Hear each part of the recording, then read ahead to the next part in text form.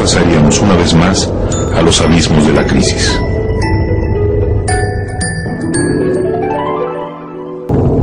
López Portillo empuñaría el timón del país en momentos sumamente difíciles. Se vivía una atmósfera de desconfianza y descontento generalizados hacia el gobierno. El país enfrentaba un grave déficit fiscal, así como desempleo, inflación y una deuda externa que había pasado de $4.000 millones en 1971 a alrededor de $20.000 millones para final del sexenio. La conducción del país demandaba mesura y disciplina. En su discurso de toma de posesión, el presidente pidió una tregua para superar la crisis y propuso un desarrollo económico en 3 etapas: 2 años de recuperación, 2 de consolidación y 2 de crecimiento acelerado.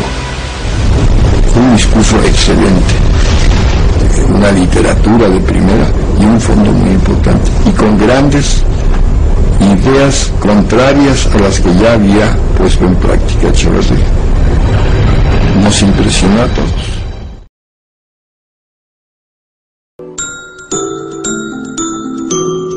Desde las oficinas de la burocracia federal, López Portillo se lanzó a recorrer el país en busca del voto popular, bajo el lema "La solución somos todos".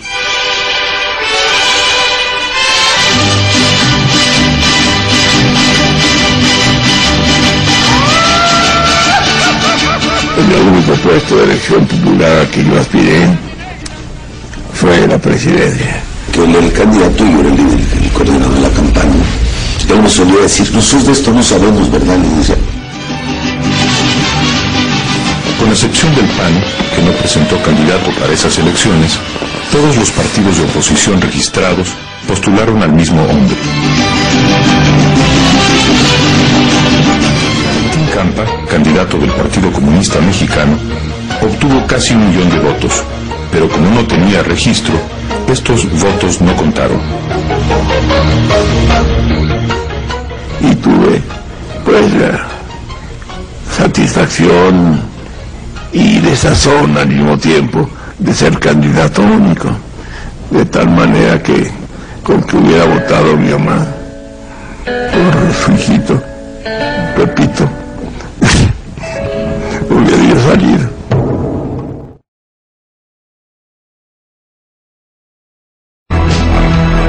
En septiembre de 1976, el régimen de Echeverría firmó con el Fondo Monetario Internacional un convenio que comprometía al gobierno mexicano a ejercer un gasto público reducido y a mantener bajos los salarios. López Portillo comprendió la urgencia de una reforma política que desahogara la enorme presión social agudizada por la crisis.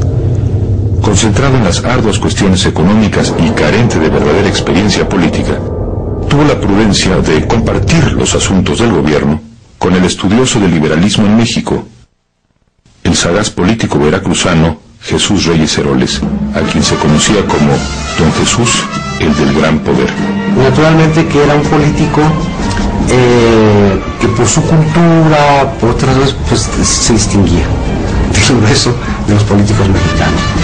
Entonces habría una posibilidad para ese diálogo y lo emprendimos con él. Naturalmente que él no dejó de ser siempre la parte oficial, pero sin embargo era un operador político del sistema muy especial. Claro que ojalá hubiera más como este. En abril de 1977, Reyes Heroles emprende lo que sería el máximo logro del régimen López Portillista, la reforma política. Después de numerosos foros de consulta efectuados en todo el país, en los que participaron dirigentes políticos e intelectuales, en diciembre de 1977, el Congreso de la Unión aprobó la Ley de Organizaciones Políticas y Procesos Electorales, la LOPE. Era un paquete de medidas, que implicaban una reforma de Estado.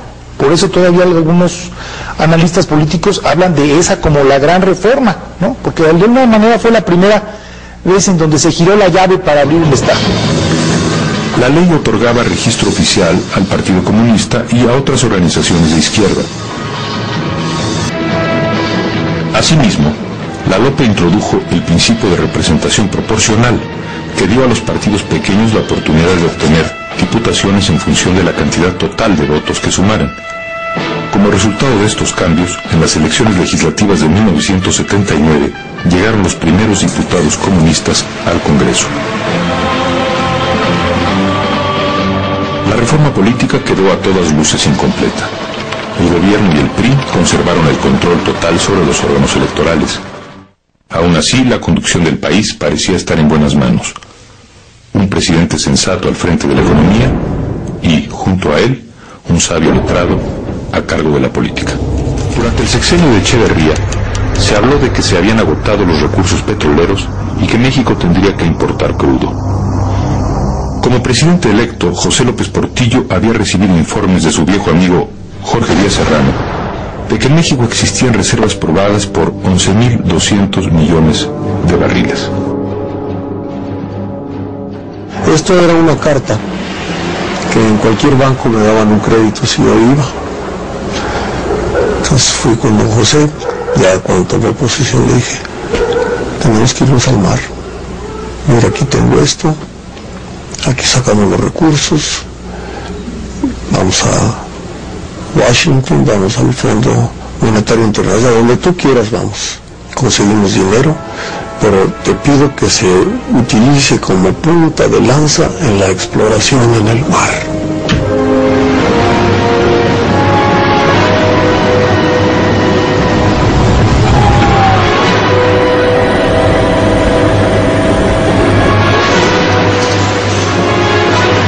El primer pozo tuvo 30.000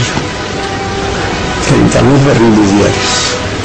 Y de ahí en adelante creció esto de forma extraordinaria. En 1977, las reservas aumentaron a 16.800 millones de barriles, a 29.000 millones de barriles en 1978 y a 40.200 en 1979.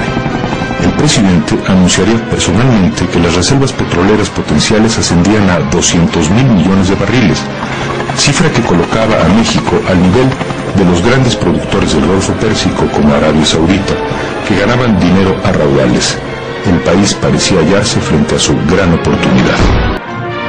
Con los recursos del oro negro, López Portillo dio rienda suelta a su pasión por los grandes planes e inició la construcción de obras monumentales como la segunda etapa de la siderúrgica Lázaro Cárdenas, el gasoducto Cactus Reynosa, la presa Chico Arcén, los complejos petroquímicos de La Cangrejera y Pajaritos. Puso en marcha el sistema alimentario mexicano, SAM, que era el plan maestro para lograr la autosuficiencia en granos básicos e incrementar los ingresos de los campesinos. La meta se alcanzó, pero solo por un año. El gigantesco proyecto lo incluía todo: ferrocarriles, carreteras, puertos, cultura, educación, recreación, salud, vivienda, desarrollo científico, tecnológico. Era la modernización total en un sexenio. Para finales de 1980, el Estado era dueño de 450 empresas y participaba en otras 54 como accionista minoritario. Contaba además con decenas de organismos descentralizados y fideicomisos.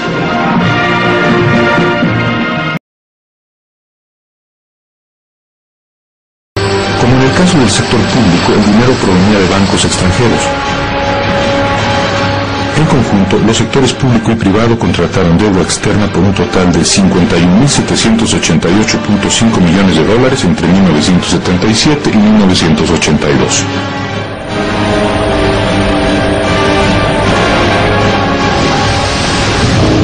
En aquel concierto de megalomanía se escucharon las voces disonantes de dos ingenieros, Eberto Castillo y Gabriel Said, que alertaban a la opinión pública contra la precipitación y el despilfarro y proponían, cada uno a su manera, un cambio radical en la política económica. Advirtieron también sobre la fragilidad de un edificio construido a partir de un ladrillo solitario, tan inadvertido que nadie hablaba de él: el precio del barril de petróleo. Y ahí cometimos, yo creo que uno de los errores de interpretación económica más graves de la historia de México. Las autoridades mexicanas consideran que este descenso en el precio del petróleo es temporal, es transitorio, y no hacemos nada.